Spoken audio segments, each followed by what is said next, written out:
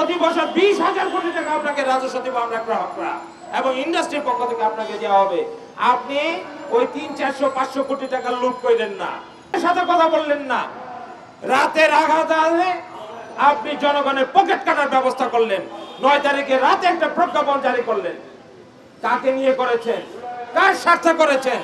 সংবিধান বলে আপনি যদি ক্ষমতায় থাকেন, সংবিধানে বলা আছে রাষ্ট্রের মালিক জনগণ, আপনারা না।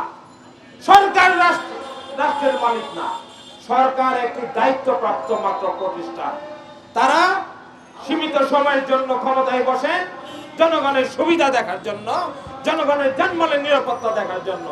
আপনারা মালিক না।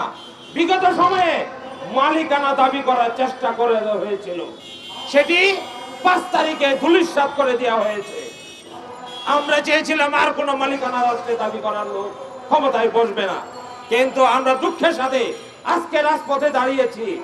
আমরা যেখানে বলেছি ইন্টারনেট বন্ধ করার সময়, আপনারা দেখেছেন মুঠোফোন গ্রাহক অ্যাসোসিয়েশন থেকে কিভাবে আমরা প্রতিক্রিয়া ব্যক্ত করেছি। জীবনের জান বাজি রেখে আমরা এর প্রতিবাদ করেছি, প্রতিরোধ করেছি। আমরাও এই সৈনিক, কিন্তু আমরা কখনো দাবি করি না আমরা সরকারের সুযোগ সুবিধা চাই না, কিন্তু আমরা চাই আমাদের ন্যায্য অধিকার, আমাদের ইন্টারনেট মৌলিক অধিকার আমাদের প্রতিষ্ঠা করতে। আপনার মোবাইল ইন্টারনেটে বলি, পত্রপত্রিকা টেলিভিশনে দেখাচ্ছেন 56.3% ভ্যাট কেটে নেওয়া হবে, কিন্তু আসলে কি তাই? আপনার যদি প্রত্যেকটা লেয়ার অনুযায়ী ভ্যাট হিসাব করেন, তাহলে সেটা দ্বারা প্রায় 80%। ব্রডব্যান্ড ইন্টারনেটের যদি ভ্যাট হিসাব করেন, প্রত্যেকটা লেয়ার যুক্ত করেন, তাহলে এই ভ্যাটের পরিমাণ যা দেখছেন তার চেয়ে দ্বিগুণ। এই সব কিছু কিন্তু জনগণের পকেট থেকে আদায় করা হবে। তো ওনারা সাধুবাদ জানাই, আজকে আইজি সভাপতি, আইএসপি সভাপতি ওনারা বলেছেন, এবং ফাহিম মাসুদ ভাই ইন্ডাস্ট্রির পক্ষ থেকে বলেছেন, জনগণকে আমরা কষ্ট দিতে চাই না। জনগণকে বিগত দিনে যা করা হয়েছে ওনারা চান যে এই জুলুম থেকে মুক্ত করার জন্য আজকে ওনারা রাজপথে দাঁড়িয়েছে। এবং এই সরকার যদি এই সপ্তাহের মধ্যে আমাদের দাবি দেওয়া না মানেন, হাকিম ভাই এখানে যে ঘোষণা দিয়েছেন, আগামী সপ্তাহে আমরা এনবিআর এর সামনে অবস্থান কর্মসূচি পালন করব, এবং প্রয়োজন বোধে এনবিআর কে তালাবদ্ধ করে দেওয়া হবে। দুর্নীতিবাজ কোন রাজস্ব কর্মকর্তার মুখ আপনারা সাংবাদিক ভাইদের অনুরোধ করবো, এদের মুখ উন্মোচন করেন। সরকার যে পরিমাণ রাজস্ব আদায় করে তার চাইতে বেশি পরিমাণে দুর্নীতি করে।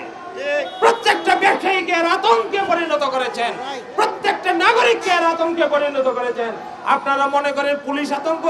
আমি তো পুলিশ আতঙ্ক মনে করি না। সবচেয়ে বড় আতঙ্ক হচ্ছে এই রাজস্ব বিভাগ, এই এনবিআর, যারা জনগণের পকেট কাটে, জনগণের গলা টিপে হত্যা করে, যারা নির্যাতন করে, জুলুম করে জনগণের সাথে, এরা এই রাষ্ট্রের বড় শত্রু। এদের বিরুদ্ধে আপনাদের কলম ধরতে হবে, এদের বিরুদ্ধে আপনাদের ক্যামেরা উন্মোচন করতে হবে, যেভাবে একটি ছাগল কাণ্ড উন্মোচন করেছেন। আসুন প্রত্যেকটা রাজস্ব কর্মকর্তার আপনার মুখোশ উন্মোচন করেন, দেখবেন কিভাবে এই ভ্যাট অর্ধেক নেমে এসে আপনার জনগণের কল্যাণে আসবে, রাষ্ট্রের কোষাগারও ভরপুর হবে। আপনি যদি এই ভ্যাট কমিয়ে দেন, যে এইটা আরোপ করেছেন অর্থাৎ তার 10% কমিয়ে দেন, আমি গ্যারান্টি সহকারে সরকারকে বলতে চাই, আপনাকে 20,000 কোটি টাকা দিব। প্রতি বছর 20,000 কোটি টাকা আপনাকে রাজস্ব দেব আমরা গ্রাহকরা, এবং ইন্ডাস্ট্রির পক্ষ থেকে আপনাকে দেওয়া হবে। আপনি ওই 300, 400, 500 কোটি টাকা লুট করেন না। এই শেষরামি বাদ দেন, এই শেষরামি করে সাধারণ জনগণকে কষ্ট দিয়েন না।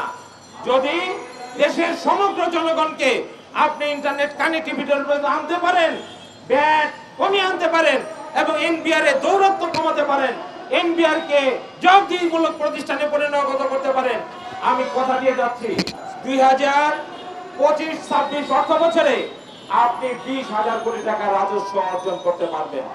আর যদি আপনি এই 300 কোটি টাকা, 500 কোটি টাকার শেষরামি করতে থাকেন, তাহলে এই জনগণকে যেমন কষ্ট দিবেন, আর ইন্টারনেট গ্রাহক কমে যাবে, অন্যদিকে আপনার রাজস্ব সংগ্রহ হবে না, মাঝখান থেকে কিছু রাজস্ব কর্মকর্তার পকেট ভারী হবে।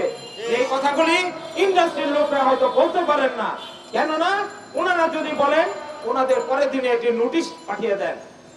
আমি দায়িত্ব নিয়ে বলছি, প্রত্যেকটা রাজস্ব কর্মকর্তার হিসাব চাইতে হবে, কেন রাজস্ব বিভাগের রিফর্ম কমিশন হলো না, আমার এনবিআর কেন রিফর্ম কমিশন হলো না?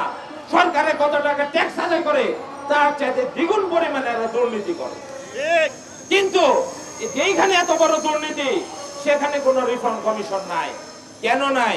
কারণ হলো যে এনজিও গ্রামেরা এখানে দায়িত্বপ্রাপ্ত হয়েছেন প্রত্যেকেই ধরা বিদেশ থেকে টাকা এনেছেন কিভাবে ওই এনবিআর কর্মকর্তা জানে। এবং ওই যে আপনার দুর্বলতার কারণে আপনি তাদের কথা শুনতে বাধ্য হয়েছেন। এই এনজিও কর্মকর্তারা রাজস্ব কর্মকর্তা নিজেদের দুর্বলতার জন্য দায় স্বীকার করেছেন। তাদের দুর্নীতি অপকর্ম আর এনবিআর এর অপকর্মের দায়ভার 18 কোটি জনগণ বরদাস্ত করবে না। আজকে এখানে যেভাবে দাঁড়িয়েছি এনবিআরেও যাব, প্রয়োজন বোধে আমরা সচিবালয় ঘেরাও করব। ব্যাটারি আলাদা যদি সরকারের সিদ্ধান্ত পরিবর্তন করতে পারে, আর যারা দেশে 18 কোটি মানুষের সেবা প্রদান করেন তারা কেন পারবেন না? তারা চাইলে সরকার পরিবর্তন করে দিতে পারেন। প্রয়োজন বোধে আমরা ইন্টারনেট শাটডাউন করে দিব। যদি এটাও কাজ না হয়, আপনারা মনে রাখবেন সরকারকে সঠিক সিদ্ধান্ত নেওয়ার জন্য, সুস্থ মস্তিষ্কে ফিরে আসার জন্য অনুরোধ জানাচ্ছি।